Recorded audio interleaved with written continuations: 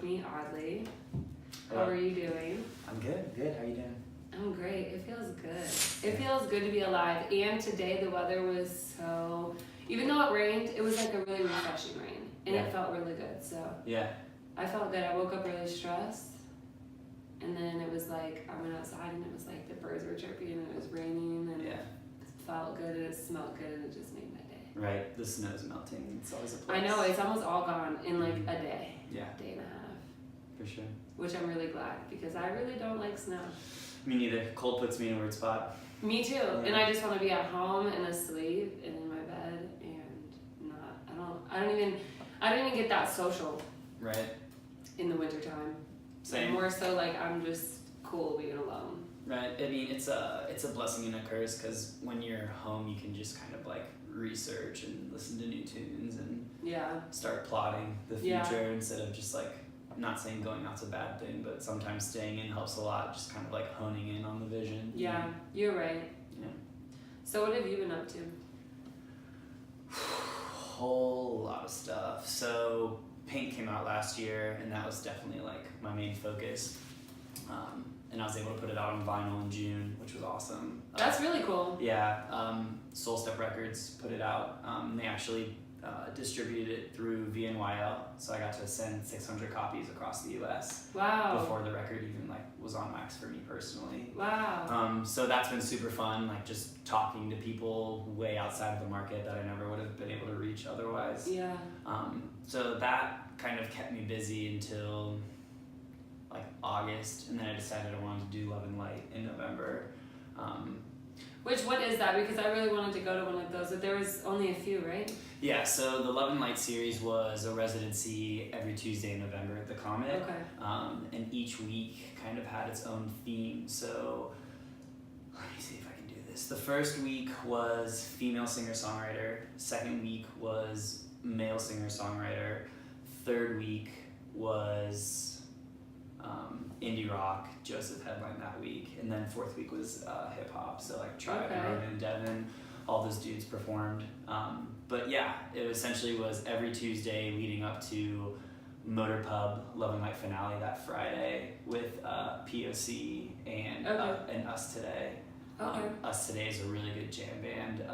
They have a lead female that plays the marimba. Oh wow. It is wild. They bring their own light setup. Super good energy. Is like the perfect, just like ribbon on the present or whatever. Why was it called Love and Light?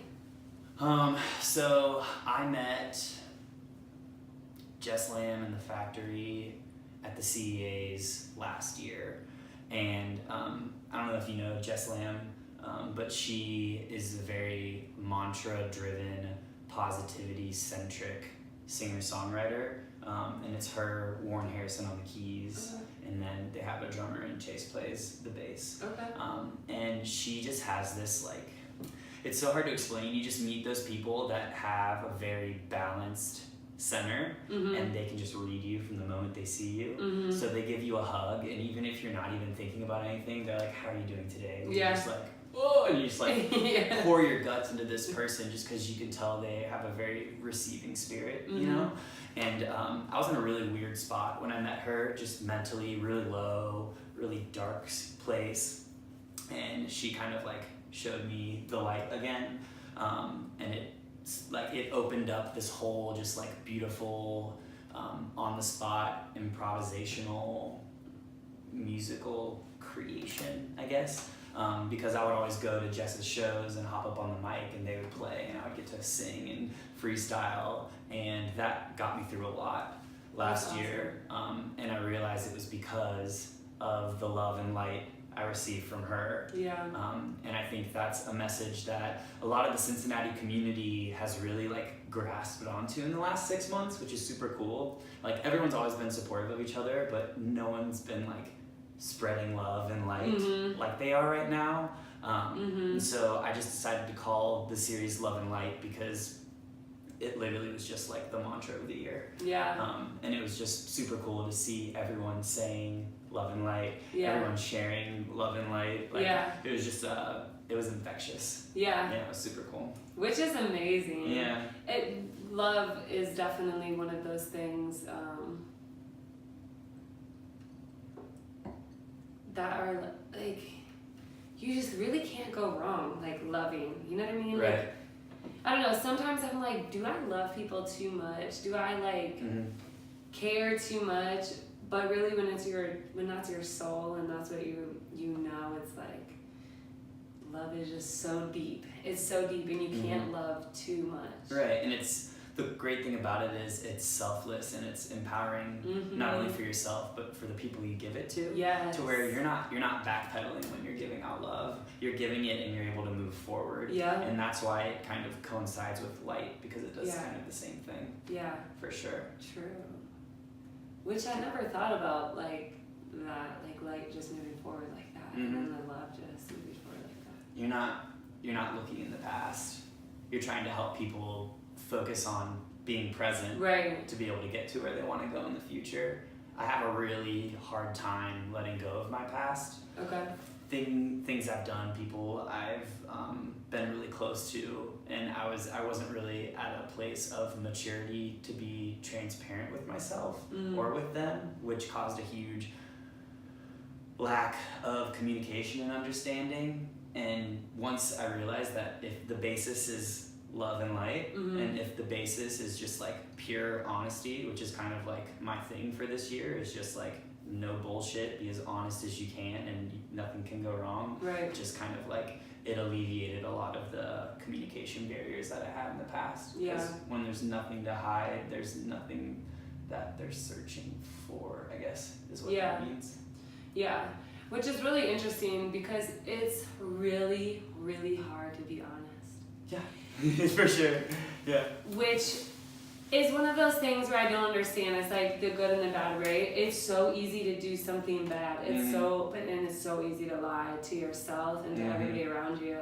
But to actually be honest, even just with yourself, it's just like a punch in the gut sometimes. Like, what the fuck? Well, it's because you have to face yourself. And I think that the biggest thing for me right now is since I'm being more transparent and level-headed and actually like looking at myself in the mirror now, I'm seeing the addictive personality and like the negative patterns that I have that bring me back into a bad space. And I'm at a point now in like my growth where I'm still doing them, but I'm seeing them, and nothing feels worse than knowing you're doing something wrong and being honest with yourself and still doing it anyways, because you can't help it. But I mean, the first step is acknowledging it and then working towards diminishing it. Yeah. So I'm definitely in an acknowledgement phase right now, and just like my development as a human, which it's such a terrifying thing, but it's also so beautiful too. Yeah. It's like I feel myself, I see myself. Yeah. And I can't say that I was able to say that like two to 2.5 years ago. Yeah. Which is amazing. For me, since I had like a crazy breakup back in the beginning of 2017, and that was the first time in 4 years that I had been by myself and able to like really figure out who I am. So before that, I'm dealing with him. We had 5 dogs. We have a child that was his that we're taking care of, and on top of all of those other things, we were going through money issues and all that other stuff. So at that point, we're just living. We're living, and we're not actually like able to take time out to focus on ourselves. So when I became alone, I was like, holy shit. There was days where I would look at myself and cry because I hated that I kept falling into these patterns, or that I couldn't pick myself out of pits that I could see anybody else in and tell them what exactly to do. And I couldn't get myself out of it. Right. Now, it's been 2 years, and I feel like the first year was really the hardest year. The second year was more so like, okay, every single time I'm like, this pisses me off about yourself. I'm growing and changing, but I'm embracing it so much differently now. Even when I know I know what I'm doing is wrong.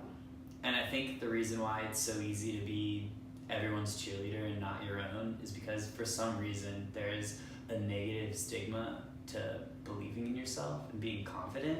You like almost feel like ashamed of it to a degree. You feel like you're not allowed to feel like you're the shit. Yeah. And so like, but like, which everyone's like, oh, you need to be humble, humility. But to me, I'm realizing there's a difference between telling everyone how awesome you are, and just telling yourself how awesome you are, right? Right. It's like it's an internal monologue that's keeping you going, keeping your chest out, helping you feel strong, and you're showcasing your greatness through your actions. Right. It's like the moment people have to verbalize everything that they're doing and how amazing they are, that's when, to me, I can see that they don't truly feel that. Right. They're trying to say it so they can get themselves Right. there, you know? Right.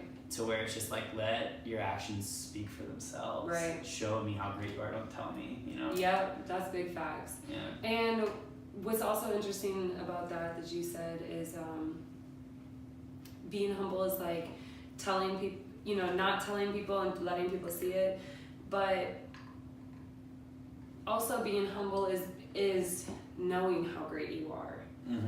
And when other people compliment you on how great you are, being able to accept those compliments. Yeah, that's tough. Yeah, that's a part of being humble too that I didn't really know was a part of that. Until I've been reading up on like chakra healing and all of these different things about like humbling yourself and wisdom, and it's just like every time I think, I'm like, damn, like I'm getting somewhere. Like I'm really lucky to be where I am and have the mental and heart that I have at 27, and then I read something new and I'm just like, damn, I'm like, I still have a long way to go. And so I feel like also that part where you said like I'm in the acknowledgement stage, I feel like, do we ever get out of that stage? Once we're in it, do we ever get out of it? I don't know. I hope so. I don't know, because I feel like no matter what, you always find something. And over the years that, you know, you were so busy focusing on this, so this came up, and you're so busy focusing on this because you know that it's a problem that this came up. And so it's like you're always constantly realizing something about yourself and where you can grow and stuff. So it's like... Yeah, well, that'll never stop for sure. Right, so... I guess recognizing when you're doing something wrong... I guess what I'm saying is like... You'll always recognize things in yourself that you feel like we'll always go through the acknowledgement stage. Once we hit it, we'll always have it. Right, but it'll be on a grander scale as we get older. You know, like it'll, like for me right now, there are like very specific, minuscule aspects to my lifestyle that I'm trying to rid of. And it's like the moment I rid myself of that, I know I'm gonna open up my existence to an even bigger pattern of thinking and doing that. It's like, okay, cool, now that all these little things are done, now I can make this big thing even better. Right. You know, to where it's like, now I acknowledge that I'm ready to like go to the next level of consciousness, or like, you know, just like something more like spiritual and just like deep and wide in your soul. Because right now it's like literally like super tangible, just like things on the desk, like, okay, I need to do all of these, I need to get all of this shit together so I can holistically grow. Right. You know? Right. And I'm working on it. So what are some material things or whatever that you're trying to give up to better your life? Or even if it's not material habits. Yeah. I think the biggest things right now that I'm trying to rid myself of is like poor time management. Like I have a spreadsheet on my computer of like 300 things I want to do. You know, like, and I get so mad at myself because I just like do things haphazardly and let things come up and don't prioritize to where I don't get any of it done. And it hurts because I know how great I can be and I know how many things I can accomplish, to where I'm trying to implement more just like organization and level-headedness on a longer time frame instead of just like the 9 to 5 Monday through Friday. I want to be able to prioritize my life so I can do more things. So like my patterns that I get into are, I feel like I get burnt out a lot, to where I'll be like, okay, I don't want to do anything for 4 days. And then I try to pick it back up and I'm like, man, if I just would have done like 2 or 3 little things throughout these 4 days, I could breathe. And sometimes I feel like I'm suffocating because I don't have my shit together. So I think like that's just poor time management is such like a thing that's just like in my DNA, because I'm Yeah. just like, I'm so lazy and I procrastinate so much. And while I've been able to do so many beautiful, incredible things, and I know I'm growing, I can do so much more. Right. And it's just like that ambition is like such a spark in my life right now. Right. It's just like, okay, how can we utilize that energy, that just like that overflowing emphatic need to do, just let that be the fuel, and not let anything else get in the way. Right. And I don't know what the answer is for that yet, because I'll wake up tomorrow and just feel like complete shit and be like, I don't want to do anything today. You know, I've been feeling like that a lot for like the last couple weeks. Yeah. So I don't know. I don't really know how to.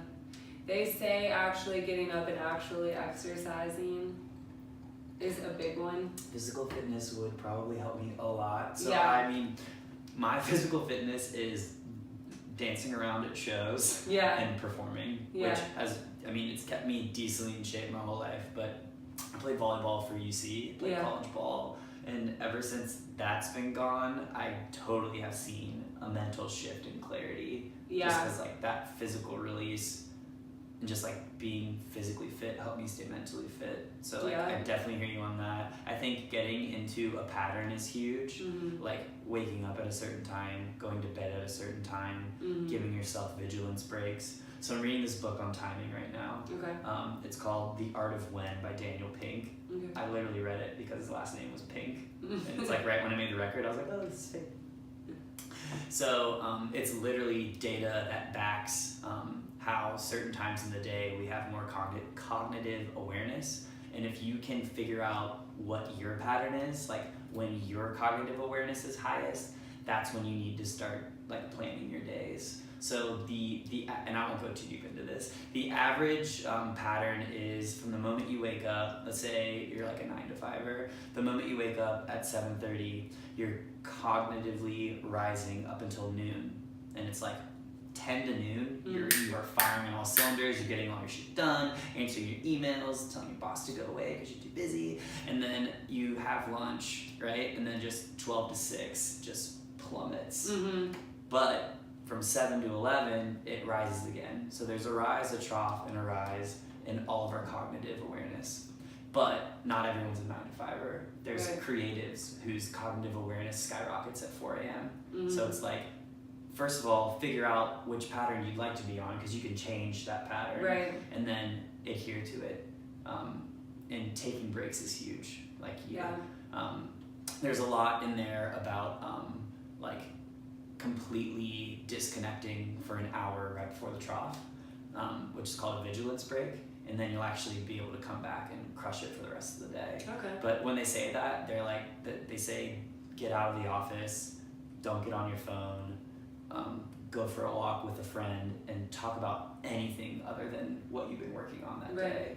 Because me, when I get on a break, I pull the lunch out of the fridge and I scroll through my phone Yeah. all the time, and that's not a disconnect. Right. So I guess I'm taking more of like an analytical approach to figure this out, rather than just like a spiritual, holistic approach. Mm-hmm. Just because I feel like the analytical side of me is missing.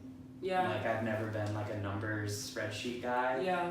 But now I kind of am, and it's Mhm. like I want to learn as much of that as I can, so I can at least know that I'm utilizing my time. Yeah. Yeah, which is, if we would have had this conversation a year ago, I wouldn't be saying any of this, which is so strange. Because it was all about like just the energy and the flow and like Right. letting things happen when they happen. But now I'm realizing that you have to make things happen, and it's really daunting, but there's so much power in realizing that, you know. Yeah. You Yeah. can do anything, you know. Yeah, for sure. And I like that you're doing that and making sure that you have both sides. That way Mhm. you can come full picture and like actually know, or full circle, and actually know like the bigger picture of how you operate, Mhm. your schedule and things like that. Yeah. Right now I'm doing all like the chakra reading and Mhm. all of those other things because I feel like just feel imbalanced from the inside. Like Mhm. I don't know what's been for Right. one, I drink too much coffee, right? So sugar. Coffee will get you. And I do raw sugar, and I barely put sugar in it. but I feel like, I don't know, the caffeine or something. And then it's like, I'll drink coffee right when I wake up and then not drink anything until I get home at like 5 or 6 and then eat dinner at that point and then go to sleep. And it's like my body is begging me for like exercise and better food and water and like exercise. I mean, I walk dogs, so I'm exercising every day. Right. I get like 5-6 miles in every day at least. That's good, yeah. But it's not the same as like going to the gym and like working on your abs and working on your arms and getting your body actually aligned with itself. Yeah. And so I feel like when I was reading on the chakras, they were saying the root chakra has to do with like anxiety, and you don't want to wake up, you don't want to get like, you just feel completely disconnected. Gotcha. So right now I'm working on my chakras one by one. Yeah. Seeing, I really want to study them, know them, like be able to cleanse them each one by one and see how that goes with even just waking up. Yeah. The waking up part is like, it's so hard to wake up some days. I know. Totally. So that is that's a really good approach, because like regardless of like how far you get in the process, or 2, how like vigorous you are in each process, like even if it's like a 20 to 30% cleanse across the board, like clears up your mind so much. Yeah. And your body. Yeah. So. Too, like smoking weed. Yeah. I've smoked for so long. And I feel like it's holding me back a lot. I do. I feel like it's holding me back from another level of consciousness. Like, okay, so like I'll wake up and not smoke for the whole day, go do all my walks and take care of all my shit, and then come home and I'll smoke a joint or whatever. And what's crazy is I'll do something as simple as rewatch my episodes, right? And listen to them. And when I'm sober, I'm thinking one thing. And when I get high, I'm just like, I sound so ridiculous. I don't think, like, I just get so self-conscious, and I didn't even know that happens to me until I really started realizing lately, like, I really think weed is holding me back. And then now it's like, in every way, it's like really fucking with my head. Yeah. So for me, weed's definitely like an anxiety catalyst. And it wasn't like that for me in college, because I would smoke all the time, just me and my housemates, and we wouldn't really go out and do anything, just get high, listen to music, and it was incredible. Yeah. But I think it's because I didn't realize what the vision was when I was a teenager in my early 20s. But now that I know what I want to do and how much I have to do to get there, when I get high, like there's just this voice in my head that's like, you could be booking your tour right now. Like you could be having like a grounded conversation with a mentor, and it's just constantly eating away at me. And also I was running social media at that time too, so like if I was stoned and like some tweet went out like that was bashing a brand that I ran, I would have to like put together a press release and put together an official statement. This could happen at like 11 p.m. on a Saturday. Right. So like I would always get high and be like, oh my god, something's gonna fucking happen. Someone's gonna yell at me. So I kind of rid it completely for a couple years. Yeah. Do you feel a lot better? I feel more in control. I don't know if I feel better. I feel like smoking calmed me down a lot, and it just helped me realize that everything was gonna be okay, I guess, which sounds weird, but that is what it is. And while it would spark my anxiety at the time, like the next day, the after high, I would just be able to just glide through the day, be like, it'll get done when it gets done, it'll be fine. That's definitely the weed time. It'll get done when it gets done. Right. It's fine. It's fine. And I mean, I miss that, but at the same time, I have a way more of a sense of urgency now, and I feel like that's what's helping me reach my goals for the year. So. Yeah, that's what I need to be on. Like, dude, spreadsheets are your life. Like, I have one for work that was implemented just through work. That's just like client, project, next steps, points of contact, notes, color coded. If it's white, don't worry about it. If it's yellow, you need to get it done. If it's red, get it done now. And I never did that for myself. Yeah. And starting 2019, I made one for myself and wrote down everything I wanted to do and was like highlighting things, giving myself deadlines, and like being able to make things green at the end of the week and be like, oh wow, I'm actually getting shit done, and being able to just constantly be reminded that's like, you want to do this, you said you want to do this, you put this into the universe, you have to do this. It's helped me so much. And it's like, it's just like there's a couple things on there that have been lingering for I guess 3 weeks now, and just thinking about them right now is giving me anxiety because I should have started them, but it's good because it's reminding me to get it done. And that's not a bad thing, you know. So dude, spreadsheets. Thank you, Google Excel, for changing my life. It's tough though, because you can stop using it, right? And you don't update it, and then you go back and you're like, oh, I don't even know where to begin. So it's just like an added thing to the routine. But it's leaps and bounds helped me get my shit together. I'm still not there. There's still a lot of things that I need to figure out, but it's definitely helped a lot. So. How old are you? 26. Okay. Yeah. I'm only 27, so. Gotcha.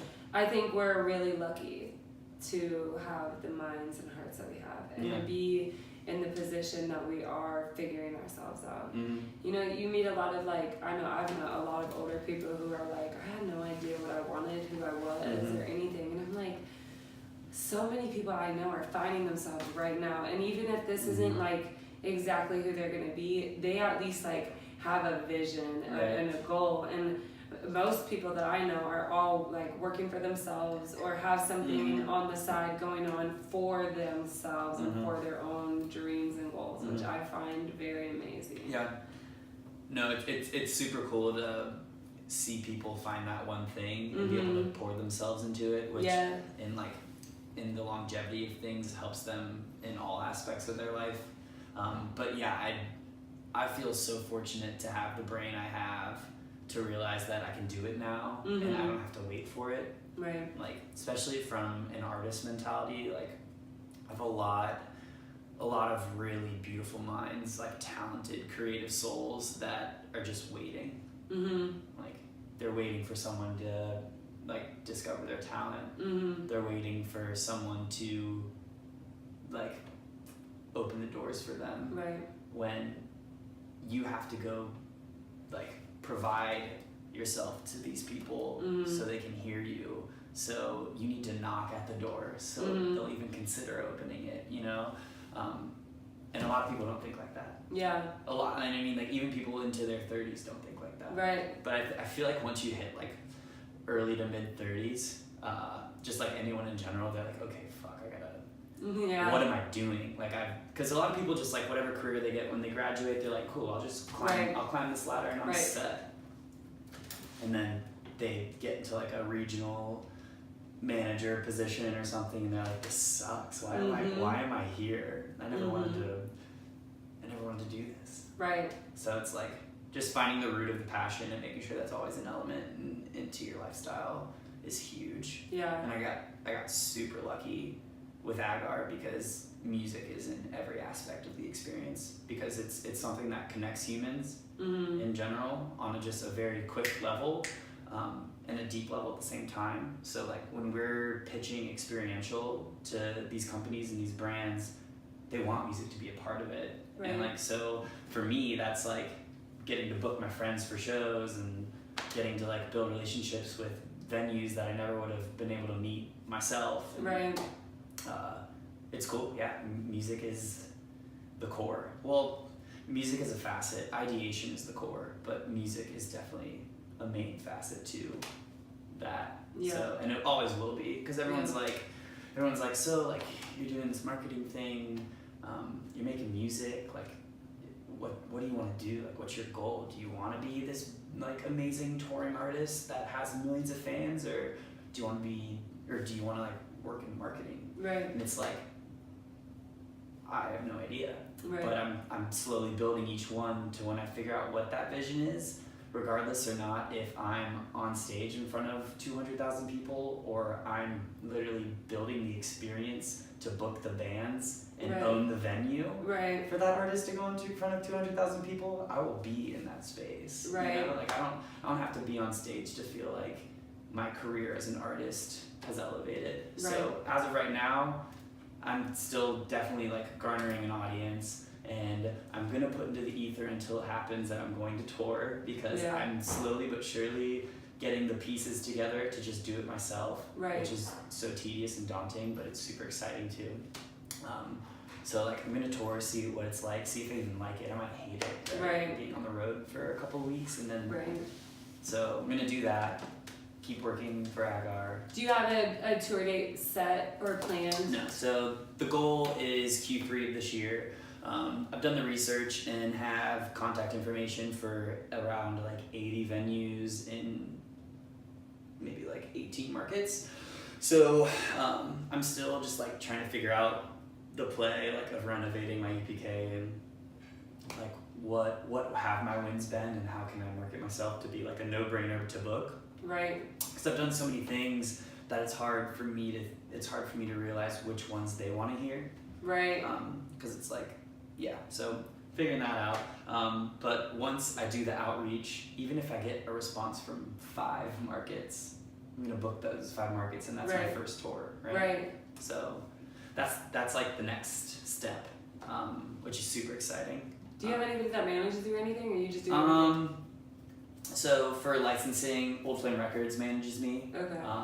Rob Mason, really cool dude. He runs Old Flames from Brooklyn. He also manages the licensing for Moonbow, Yugos, Dog Yop, and a couple other local bands.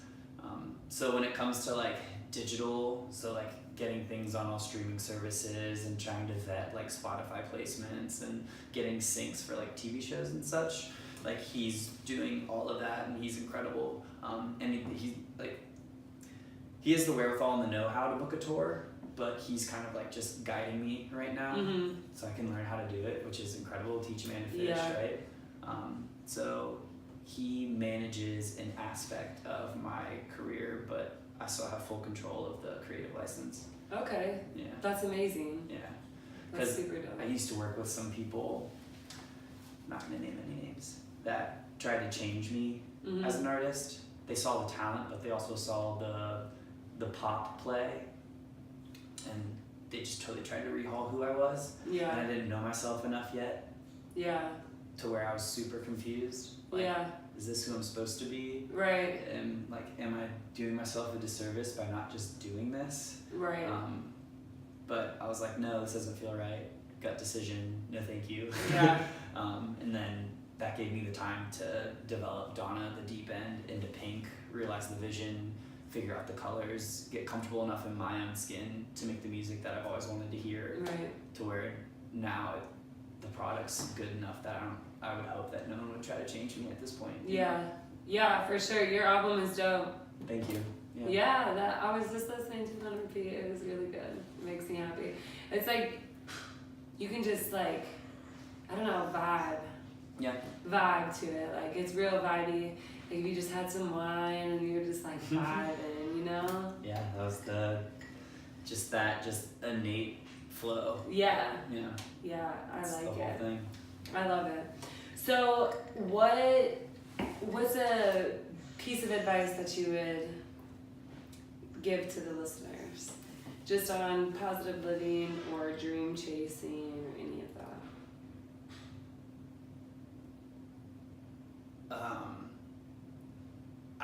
I've kind of been coming back to this, just like this idea of a box of light, like a box of energy, and everyone has one, right? And people are terrified to give away some of that light and energy because they feel like then some of the box won't be filled with that lighter energy. They think that if you give some out, there's a hole that's left there, but you can't look at light and energy as a finite substance. It's infinite, to where if you give out half of that box fills right back up. So my advice would be to share your light and share your energy with anyone and everyone around you, regardless if you like them or not. And that's a big thing too, but I'll stay on this. Regardless of like the proximity or the depth of your relationship with anyone around you, you give them all of your love and light, because it will always replenish itself. And when you're able to do that, you're filling their box as well. Right. Because love and light is infinite. Right. And once you realize that, it's so freeing. And your box gets bigger, and everyone else's box gets bigger, and it just brightens up the whole world around you. So my advice is to give as much as you can, and also don't be afraid to take as well. That last part is a big part of that too. Yeah. Because especially when you find a giver who is willing to give, but you find a lot of givers who aren't willing to take. It's really hard for me to take. Yeah. Really, really hard. So that's a good one too. I'm glad that you said that at the end of it, because both of them are just so important together. Balance. Yeah. That's a big thing. You know, there was I don't know if it was my church or what, but they said that it's okay to not have balance, right? Because you can't really have balance, because if you have balance, then you're not really focusing on one thing to be better at. You're just like flowing through it, right? That's but I'm like, right. And I've been thinking about it for so long, like, what does that mean? What does that balance mean? You know, because I'm like, is there a balance of like loving, of like receiving and taking, or should it be more giving than taking? I don't know. To me, balance is just being centered, and I think if you're constantly giving, you're off center because you're exhausting yourself. You're releasing, but if you're able to take as well, you get to absorb, and it brings you back to your center. So I guess to me, balance isn't like this. It's like it's just right here. It's making sure that you're at your core. So one, you can breathe, right. and two, you can just be comfortable. Because when you're uncomfortable, it's just when mental illness just takes over. Right. So it's just like find your center, which I think is by staying balanced. Right. For sure. Another really quick thing that I've been thinking about. So I'm always talking about like the path, the vision, climbing the ladder of success and growing, and I always saw it as like a linear path, you know, like yellow brick road type shit. You know, it's like follow the yellow brick road, or climbing up the like rungs of the ladder to like get to a higher plane, or like just see what's up there. But I've come to the conclusion that your path isn't supposed to be linear, and it isn't supposed to be a climb, and it's not even supposed to be the same substance or material. It's not always going to be a ladder. It's not always going to be a brick road. It's this beautiful, like it's almost just like a kid just scribbling on paper. There's these elegant turns, and sometimes the road's 10 feet wide, sometimes it's 2 inches wide, and it's just like you keep moving, but it's not moving forward, it's not moving up, it's just moving. You just have to move, and you have to accept that your growth just comes in the fact that there's more of you existing through life. And I just like, that was a big thing for me, because always in my head I was like, I'm gonna climb this ladder, I'm just gonna walk through this path. But now that it's just open, and it's kind of like you're just expanding yourself instead of pushing yourself, you get to stay centered all the time. Right? Which is super, it's kind of almost just like fucked me up a little bit, because I can't wrap my head around it yet. So like my head's gonna explode, but it's a beautiful thing to think that it's everything. Right. Your path is everything going on at once. And which is really crazy, because have you seen the new Black Mirror movie? Bandersnatch, yeah. Okay.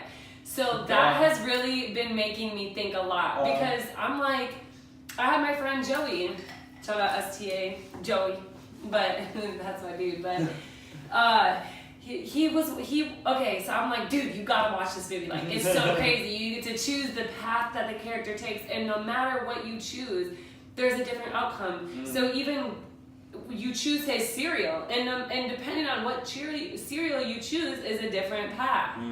And I'm like, and he had a different ending in his movie than what I had. Mm-hmm. So I'm like, wow, this is really crazy because you break it down to life like that, and it's like literally the simplest things. Like I always say, like coffee and water. What one are you gonna drink first? Throughout the day, if I drink water, I can drink water all day and not pee all day. If I drink coffee, I'm going to the bathroom 8 times that morning, and that is changing that's changing my path. Changing everything, yeah. It's changing everything throughout the day because my time is going to something else for a certain amount of time. I'm walking this way instead of walking this way because I have to go pee. So it's like literally these smallest choices we make. I'm like, this movie is nuts. Right. And they all had a different outcome. So it brought me to think, like, I've always thought life is kind of like destined, like where it's already written. God kind of knows like who we're going to end up with, how many kids we're going to have, how we're going to die. He already knows all that. Mm-hmm. And then I seen this movie, and I'm not going to lie, it kind of fucked my brain up because I'm like, is it really destined? You know what I mean? Because we can make any choice we want. Right.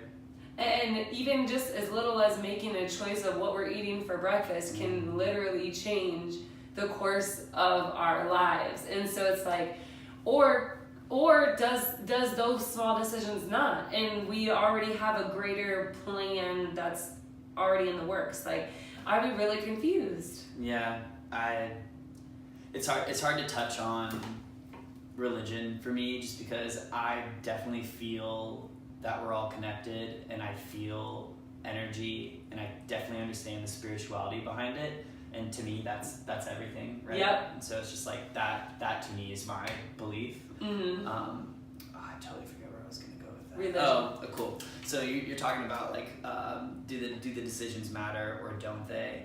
I think that this energy knows our full potential, and they can read us like it or they, whatever, can read us like a book, and they know where we could be. Right? They know that if we tap into our full potential, this is where the end of our story is. But from the decisions we make, we decide if we get to that place or not. Okay. Right? But that's even saying that's kind of fucked up because that means that like a lot of people aren't reaching their full potential. But I don't necessarily know how I wholeheartedly feel about that, because that's kind of like the first time I've said that out loud, and putting opinions into existence for the first time is really fucking weird. True. But I think that this higher power knows how connected we could be with the energy, and they're rooting for us, and they're giving us every opportunity to make that connection, but it might not happen unless we fight for it. Yeah. You know? Yeah. That's true. I don't know, because like some things I'm like, I think about stuff from like when I was a child, but then again, those are energies that I had to have been focusing on, because I'm like, I'm so different than a lot of my family, you know what I mean? Like I'm a very forgiving person, like I work with like addicts and things like that. That's just not my family at all. And then I'm like, but how does this happen, right? Like how do I just end up with this? But I don't know. I mean, like that's where I get confused. Like, did I work on these energies, and did I? Yeah. Or was this written for me, or like what is happening? Like, right. Because I try to like the one thing my parents always told me is, you are what you grew up in. So your environment is everything. Oh, for sure. Yeah. But then it's like you have me where I have similar things from when I grew up, you know, like stability, work ethic, and things like that. But then I have other things that I never seen, like positivity, compliments, love just being thrown everywhere. Like that's stuff I never seen. Right. So it's like I don't know how I got here. And I'd be wondering, like, did I get myself here, or did God already know this is for me? Did I have to go through things that He already knew? Like, what is up? Yeah, I don't know. That's tough.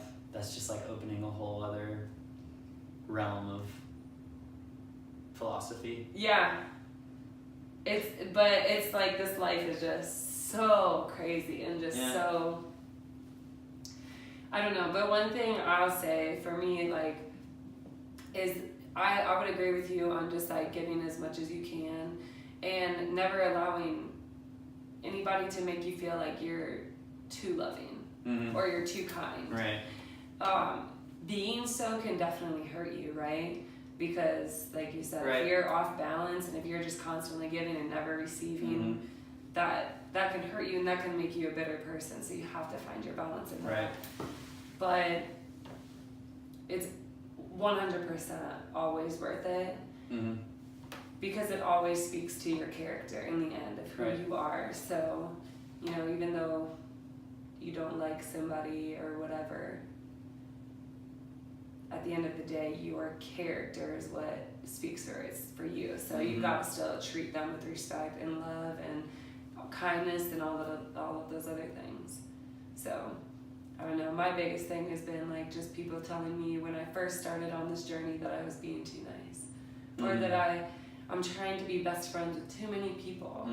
And now I have so many friends that would do anything for me. Right. And like this morning I posted that I could use prayer and I'm really stressed out.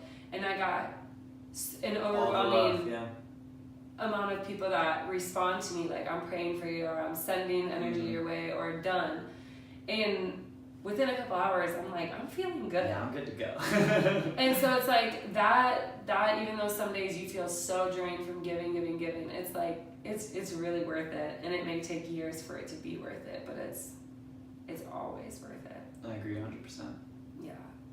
That makes me so happy. I'm so glad that you came. Yeah, no, great conversation. Yeah, we definitely have to have more conversations, like going other places, because I feel like we could go a lot more places. It was funny because you're like, what have you been up to? And we totally just like, yeah, literally, that's how it goes. That's how it should go though, you know? Yeah, it's the energy. I love it. I'm so excited. Let them know where they can follow you at. Cool.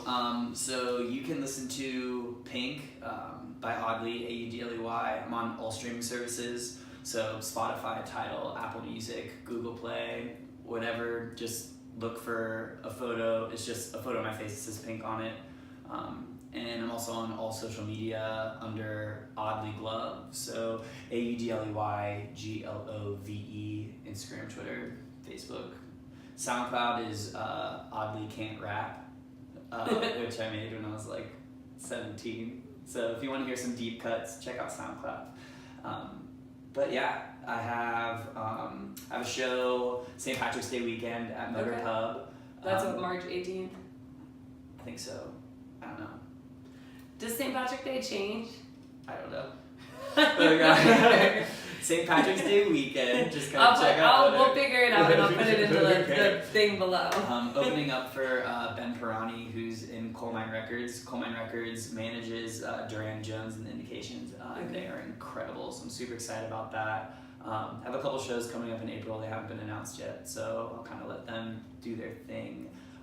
But yeah, I will put into the ether as much as I can that I'm going to book a tour this year, and I'm going to play in Akron and Cleveland and Louisville and Columbus and Lexington and Chicago and Brooklyn, and I'm gonna do it, and I'm holding myself accountable as much as I can. Yay, I can't wait. And then at the end of the year, we're gonna come back and sit in these chairs and I'm gonna be like, yeah, so I didn't tour. No.